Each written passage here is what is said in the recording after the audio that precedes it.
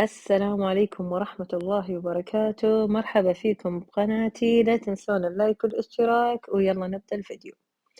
مساكم عسل، مساكم روقان، مساكم سعادة بإذن الله من يوم الجمعة. طبعا يوم الجمعة حلو إن احنا نكثر فيه من الأذكار والصلاة على النبي صلى الله عليه وسلم، وندعو ربنا باللي بخاطرنا، لأن في ساعة استجابة خصوصا قبل المغرب. حنا ذا الوقت الله يهدينا بدل ما نقعد ندعي طلعنا نتسوق، بس كان يوم حلو وممتع ودعينا الدعاء بالقلب، يعني مهما كان أنت على سجادتك في بيتك برا بيتك في سيارتك وأنت تتسوق أو تسوي أي حاجة من الحاجات، نذكر الله ونصلي على رسولنا الكريم وندعي ربنا باللي في خاطرنا. فاللهم إنك عفو كريم وتحب العفو فاعف عنا وارحمنا برحمتك يا أرحم الراحمين، وارزقنا الرزق الحلال الحسن، وفقنا لما تحبه وترضاه. اللهم حببنا فيك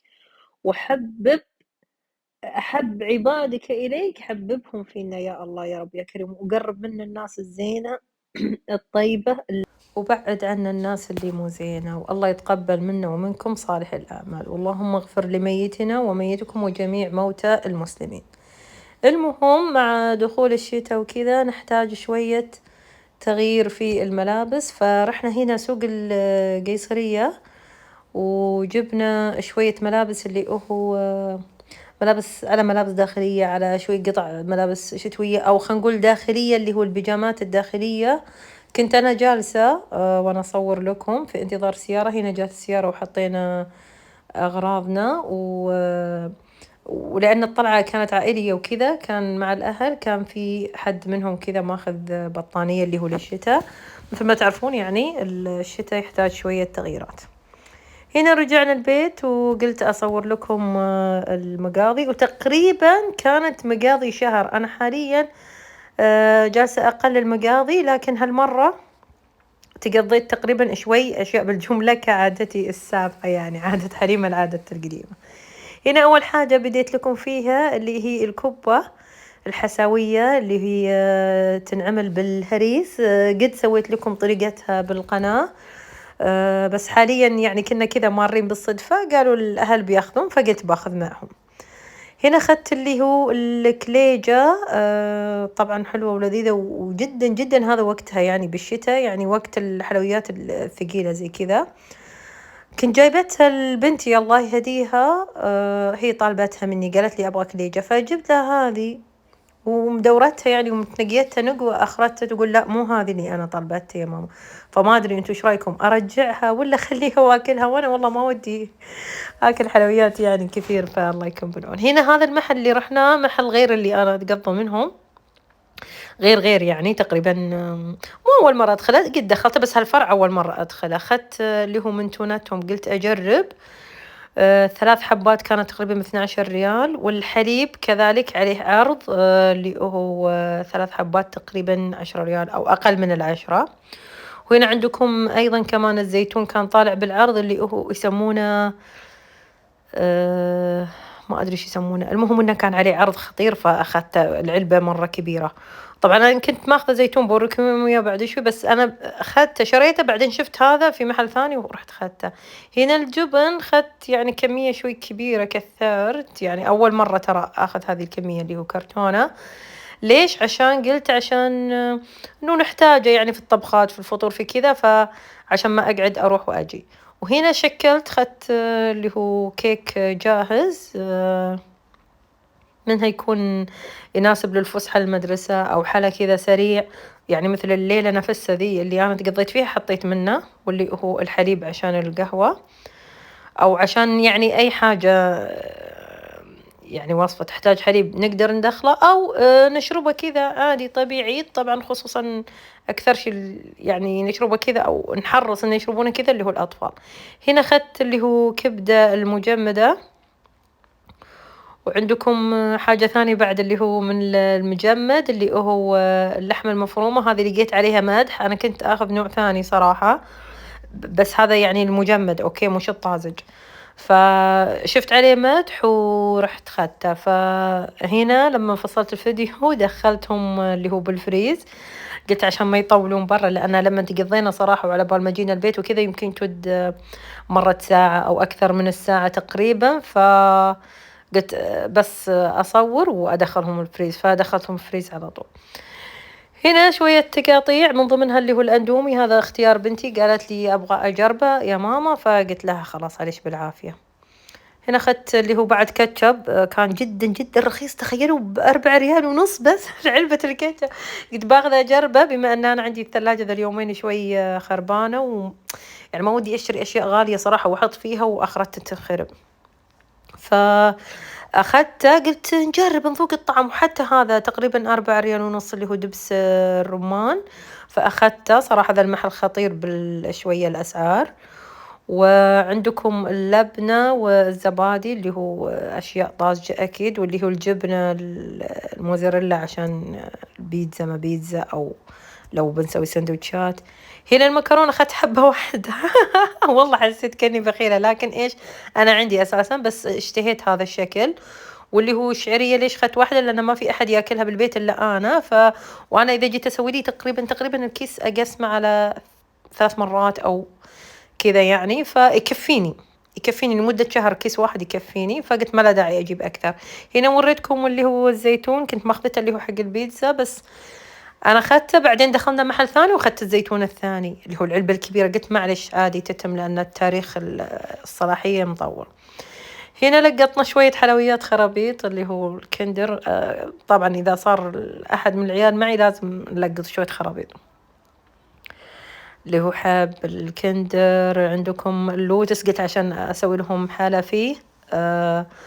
واللي هو البرينجز لقيته كمان بسعر خطير خطير خطير، أخطر من الخطير. تخيلوا ب6 ريال بس.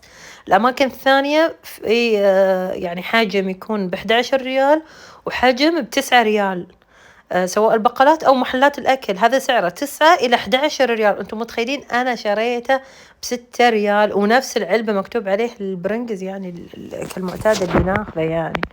هنا عندكم خدت نوتيلا، العلبة مو برا كبيرة، إلا كبيرة كبيرة كبيرة للآخر، يعني بسم الله ما شاء الله. إن شاء الله إنها بس ما تخرب علينا، يعني أنا خايفة من نقطة بس إنها تخرب علينا يعني، بس إن شاء الله إنها ما تخرب ونحن نستخدمها كلها بعافيتنا وكذا.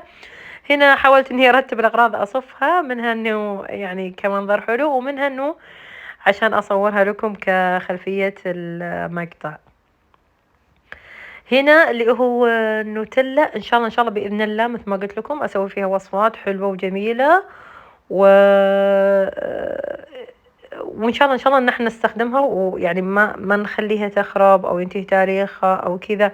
طبعا هنا أنا أصور لكم على الفريز، مكاني مرة صغير، لكن ولله الحمد يعني جميل. الساعة ساعة القلوب، أوكي، مو لازم المكان يكون واسع، أهم شيء الساعة ساعة القلوب. ولله الحمد والمنة على النعمة اللي حنا فيها. عندكم هنا اللي هو الكليجة، بس أبغى رأيكم.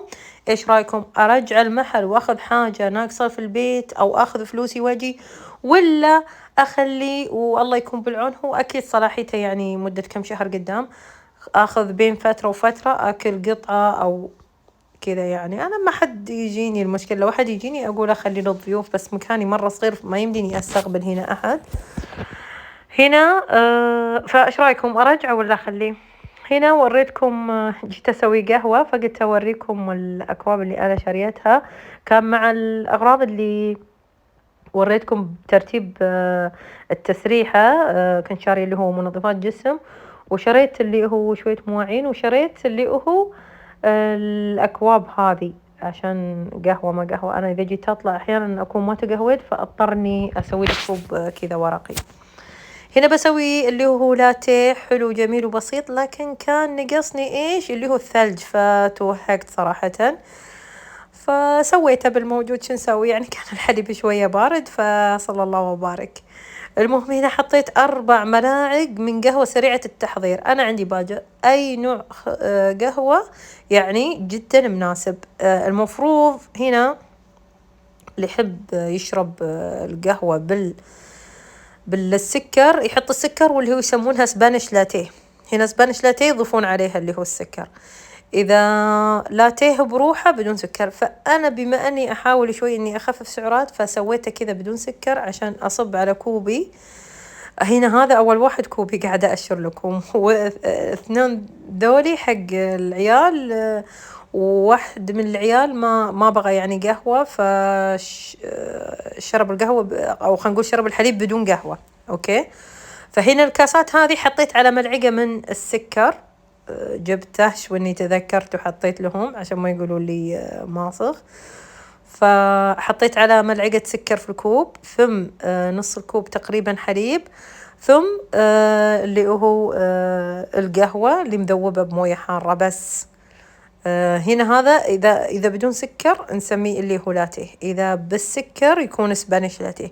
وأحلى قهوة من إيدينكم الحلوة. وانتهينا يعني صراحة لحد الآن يعني ما دخل الشتاء مرة، فلسه للحين عادي يعني ممكن نشرب اللي هو القهوة الباردة، وبعدين عادي يعني بداخل البيت يعني ما يصير برد مرة. هنا هذا الكوب قلت بخلطه زيادة لأني تقريبا حاطة ملعقتين سكر، فحسيت إنه يبغى له شوية وقت عشان يذوب السكر، على أن سكر الأسرة مرة ممتاز، مرة جميل، يعني يذوب بسرعة وأموره تمام. جربت أنواع سكر ثانية يعني حسيت إنه مرة دمار السكر، يعني يبغى له وقت يذوب. أما هذا تحريكتين وانتهينا. هنا حركته زيادة بس وخلاص غطيته، وجهزت كم كيكة علينا بألف عافية. كان هذه اللي هو سهرة الجمعة بالليل، هذا لما رجعنا من بعد التسوق وكذا. هنا جبت اللي هو المصاصات عشان نشرب فيها، ما أدري أنتوا شو تسمونها، لكن سمعت كذا مسمى اللي هو حق البلدان العربية الثانية. فهنا خلاص جهزنا القهوة وكذا. طبعا فريته وكذا، توهقت جدا، توهقت ما أدري هذه حقت مين، فقمت أرجع بالذاكرة عرفت، لأن واحدة فيها ملعقتين سكر، واحدة فيها ملعقة سكر، واحدة فيها ما فيها سكر اللي هي لي. فشوي توهقت يعني بالتوزيعات وكذا.